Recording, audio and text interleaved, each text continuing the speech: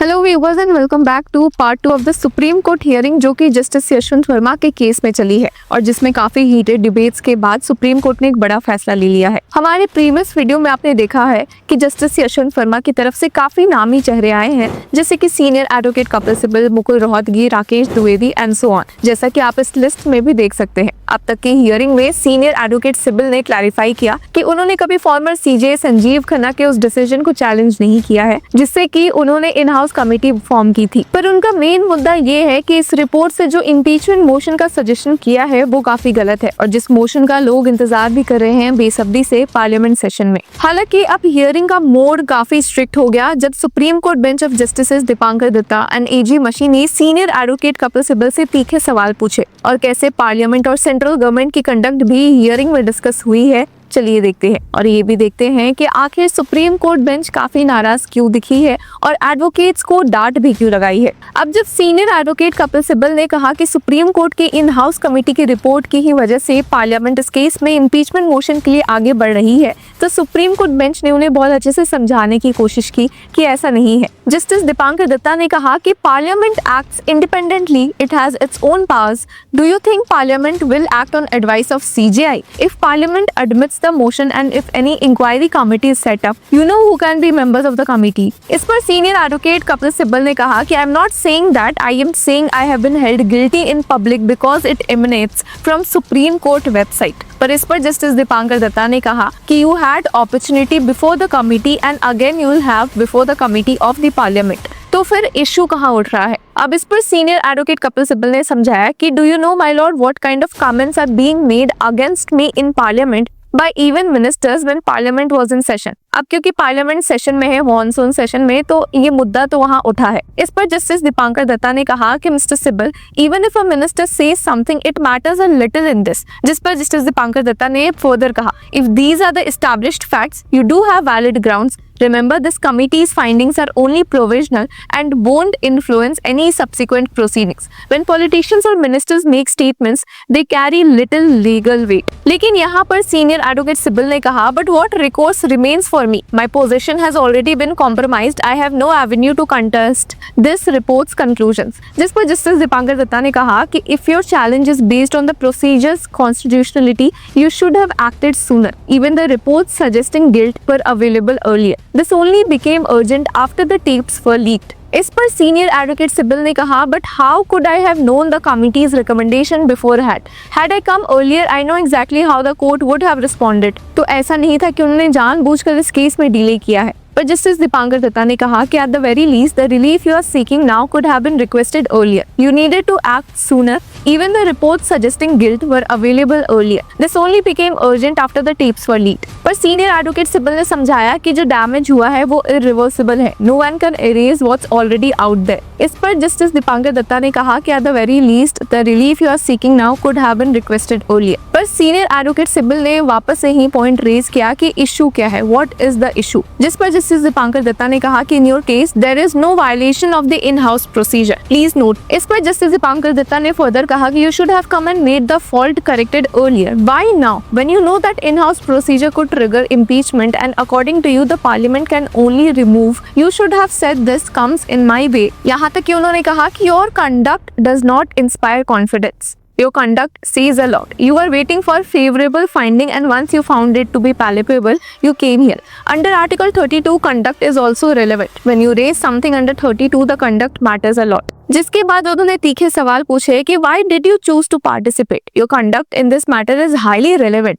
इस पर senior advocate Sibal ने कहा कि if the committee concludes the money was mine, I'll accept that finding. पर यही पर जस्टिस दीपांकर दत्ता ने उन्हें समझाया कि that wasn't the committee's remit, their scope was different and we will be very direct in our assessment of this. हालांकि senior advocate Sibal ने कहा कि शायद इतना स्पेसिफिक्स में डीप डाइव करने की जरूरत नहीं है, पर इस पर जस्टिस दीपांकर दत्ता ने कहा कि आप अपनी पोजीशन समझिए और हमें हमारी पोजीशन समझने दीजिए। Let's not disclose information. Determining ownership of the money was never within the committee's jurisdiction. Let's not go into committee findings. Why are you inviting us to go there? You'll be more in trouble. पर senior advocate Sibal ने समझाया कि ये case बहुत unusual है, कोई formal complain नहीं initiate हुई थी और प्रॉपर इम्पीचमेंट इंक्वायरी में a committee conducts full proceedings including cross examination before recommending removal. This preliminary inquiry lacks those safeguards. जिस पर जस्टिस दीपांकर दत्ता ने ही समझाया कि this is just an initial fact finding process, cross examination is in part of such preliminary proceedings. पर फिर यहीं पर senior advocate Sibal ने कहा कि इस प्रोसेस से कैसे पॉसिबल है कि इम्पीचमेंट रिकमेंड किया गया है। इस पर जस्टिस दीपांकर दत्ता ने कहा that procedural objection should have been raised earlier at the time when you were allegedly denied cross examination rights। अब यहाँ पर एसजी तुषार मेहता ने भी सुप्रीम कोर्ट हियरिंग ज्वाइन कर ली है वीडियो कॉन्फ्रेंसिंग के जरिए, और जस्टिस दत्ता ने उनसे डायरेक्टली पूछ लिया, is parliament legally bound by the in house committees procedure? When the chief justice examines the evidence and finds the charges serious enough, he can recommend that removal proceedings should begin. Based on the in-house findings, the CJI may withdraw judicial assignments, but Parliament remains free to accept or reject the recommendation. Let's be clear, the committee isn't advising removal, only suggesting the initiation of proceedings. There's a crucial difference. Tell me, have MPs even reviewed the CJI's recommendation? Has this been made public? इस पर senior advocate Sibal ने कहा कि the letter of CJI to president public domain पे है, और उन्होंने letter में से पढ़ना शुरू कर दिया कि my Lord, this directly talks about my impeachment. अब यहाँ पर एडवोकेट नेदुम्बरा की भी बात हुई और उन्होंने कहा कि अगर ये लेटर पब्लिक डोमेन में है तो उन्हें भी चाहिए। हालांकि इस पर जस्टिस दीपांकर दत्ता गुस्सा हो गए और कहा कि क्या ये एडवोकेट नेदुम्बरा का केस है और उन्हें हम कोई भी लेटर नहीं देंगे। अब यहाँ पर सीनियर एडवोकेट सिब्बल ने वापस से कहा कि once the chief justice makes a recommendation which parliament member would dare to disregard it. पर यही जस्टिस दीपांकर दत्ता ने कहा कि even if allegations are publicly known and citizens petition the Lok Sabha to act, parliament may still choose not to proceed. That's beyond our jurisdiction, but the judiciary must demonstrate to the public that due process is being followed. पर यहीं पर senior advocate Kapil Sibal ने कहा कि ये जो procedure follow होना चाहिए वो भी जस्ट होना चाहिए। आई विल एड्रेस जजेस प्रोटेक्शन एक्ट, और सुप्रीम कोर्ट ने यहाँ कहा यू शुड हैव, यानी कि सुप्रीम कोर्ट कह रही है कि सीनियर एडवोकेट सिब्बल को पहले ही कर लेना चाहिए था, बट उन्होंने कहा कि वो अभी भी इसे आर्टिकल 21 के तहत चैलेंज करेंगे। पर सुप्रीम कोर्ट ने कहा कि अब हमारे बोलने के बाद आप इसे चैलेंज करोगे तो हम कोई भी चैलेंज अलाउ नहीं करने वाले हैं। और आप ये बताओ कि जजेस प्रोटेक्शन एक्ट यहाँ क्यों नहीं अप्लाई होता है? आर्टिकल 141 में तो हो रहा है, और वो आर्टिकल 21 को कैसे अफेक्ट कर रहा है? अब यहाँ पर सुप्रीम कोर्ट में जस्टिस दीपांकर दत्ता ने एडवोकेट नेदुम्बरा से पूछा कि उन्हें इंक्वायरी रिपोर्ट कहाँ से मिली, और तभी उन्होंने कहा कि उन्हें लाइव लॉ इंडिया से ये मिली है, जिस पर जस्टिस दत्ता ने कहा कि ये तो पब्लिक डोमेन में नहीं थी तो लाइव लॉ को भी कहाँ से मिली, और वो इस मामले में उन्हें उनके खिलाफ एक नोटिस इशू करेंगे। पर तब तक उनके लॉयर ने कहा कि उन्होंने ऐसा कुछ भी पब्लिक नहीं किया था। अब यहाँ पर जस्टिस दीपांकर दत्ता ने कहा कि एडवोकेट नेदुम्बरा का जो रिट पिटिशन है वहाँ पर आए तो पुलिस ने इस मामले में क्या रिप्रेजेंटेशन नहीं की है, उनके खिलाफ इतने सीधे एलिगेशंस क्यों एडवोकेट नेदुम्बरा ने लगाए हैं, और यहाँ पर सुप्रीम कोर्ट बेंच काफ़ी गुस्सा दिखी थी। अब एडवोकेट नेदुम्बरा ने कहा कि as a citizen I have absolute freedom to make a statement, पर इस पर जस्टिस दीपांकर दत्ता खुश नहीं दिखे और कहा कि पुलिस को इस मामले में कैसे एक्ट करना चाहिए था एडवोकेट नेदुम्बरा के हिसाब से।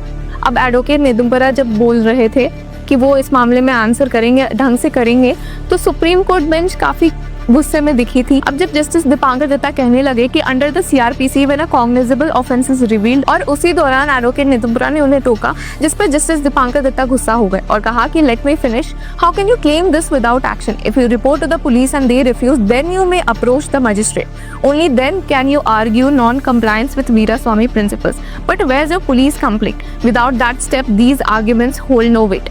यानी कि एडवोकेट नेदुम्बरा की जो प्ली जो तीसरी बार जो 2 बार पहले ऑलरेडी रिजेक्ट हो गई है, उस पर सुप्रीम कोर्ट काफी गुस्सा थी।